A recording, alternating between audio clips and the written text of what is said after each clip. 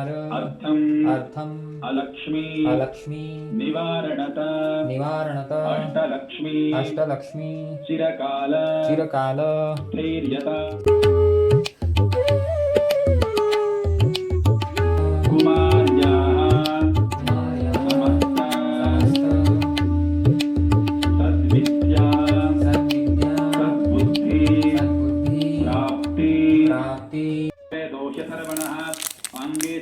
सर्वे कलसन्दशमाश्रिताः अत्र गायत्री सावित्री शान्तिः पुष्टिकरी तथा आयान्तु देव पूजार्थं दुरितक्षयकारकाः।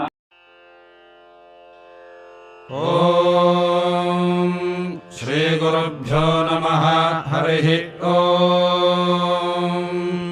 गणानां त्वा गणपतिगुं हवामहे कविं कवीनामुपमश्रवस्तमम् ज्येष्ठराजं ब्रह्मणस्पत आनः शृण्वन्नोतिभिः सेदसादनम् श्रीविघ्नेश्वराय नमः।